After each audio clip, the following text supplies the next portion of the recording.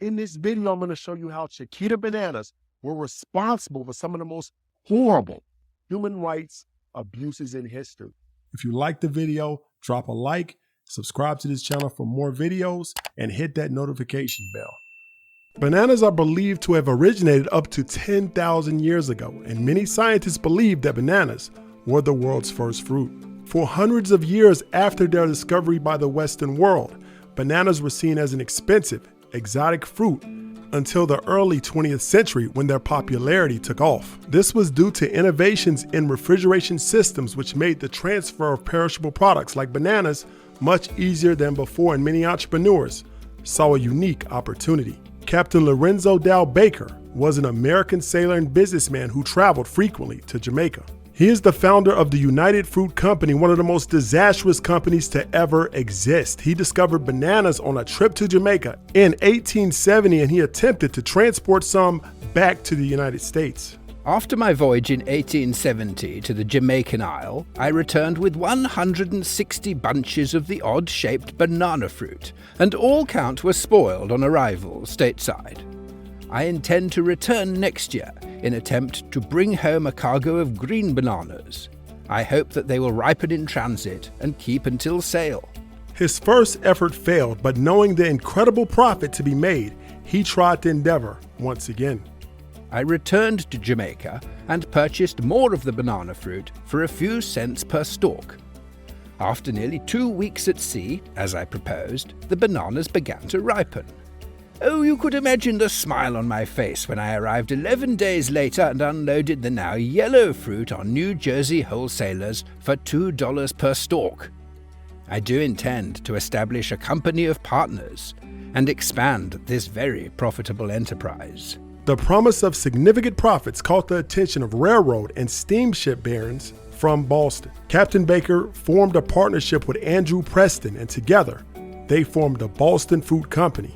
Then they offered public stock in their Boston Fruit Company, which eventually, in 1899, became the United Fruit Company, today known as Chiquita Brands International. As bananas became more and more popular, they were beginning to become a fundamental part of the diet of American citizens.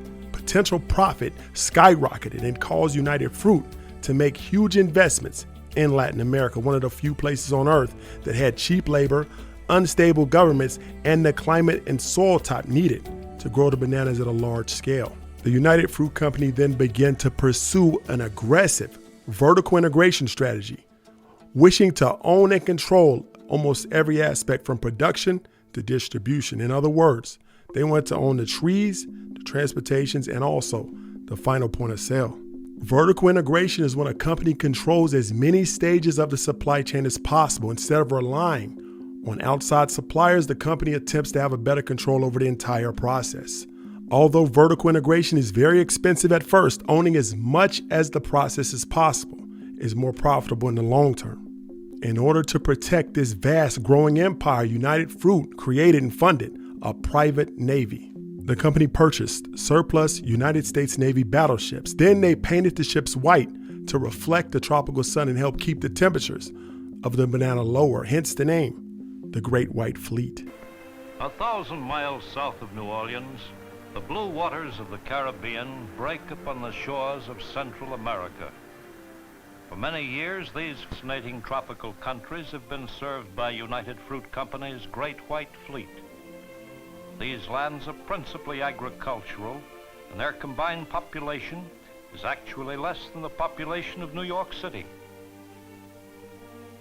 To keep profits high, the United Fruit Company worked with dictators in Latin America and aided in suppressing the organization of labor, even using illegal resources and violating human rights of the native people. The United Fruit Company used bribes, assassinations, and violence to gain beneficial laws such as tax and other legal exemptions. Because of this, the company was able to expand throughout the greater Latin American region unhindered. In order to transport the bananas to port, United Fruit Company created extensive railroad infrastructure. The company forced owners to sell or purchase large amounts of land in Honduras, Costa Rica, Guatemala, Panama, Colombia, Cuba, Jamaica, and other countries of Central and South America.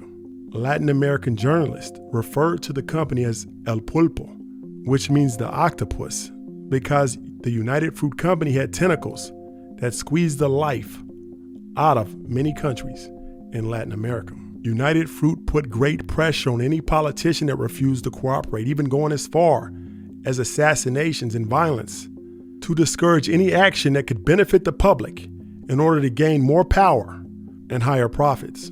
The United Fruit Company became a clear monopoly and oppressor in Latin America, causing the local population to fight back with protests and strikes by the workers because they were fed up with the business and human rights abuses that were occurring at the time.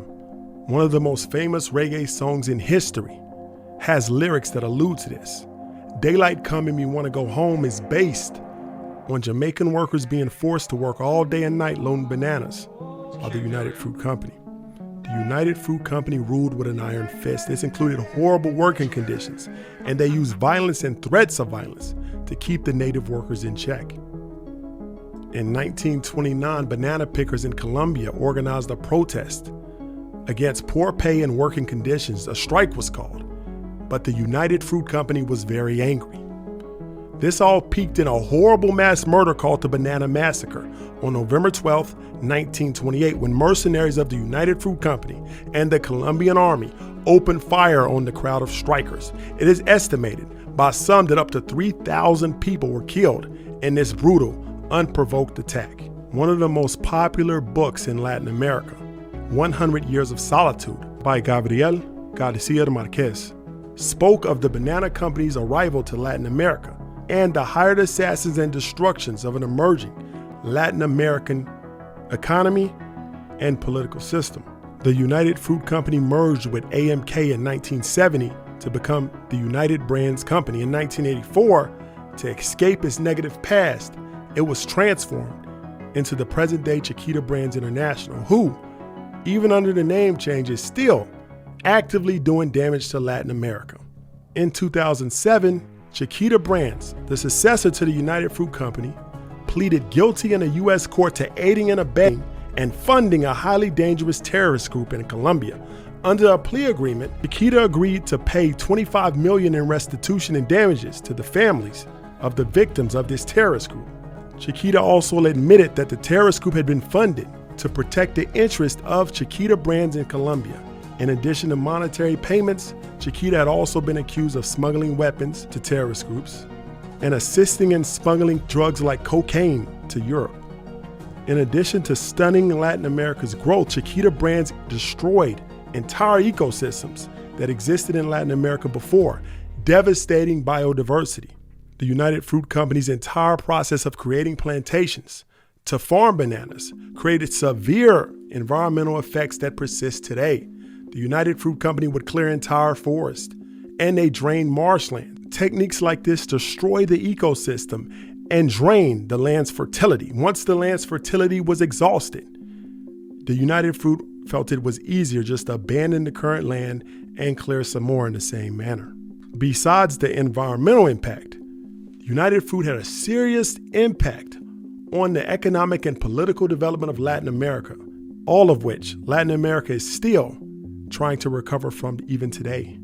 Many people were harmed, not to mention the several generations of Latin Americans who followed. Did you know this dark history behind Chiquita Bananas? I want to hear your response in the comments below. If you like this video, please hit the subscribe button and hit that notification bell. I appreciate you. Thanks for watching and have a great day.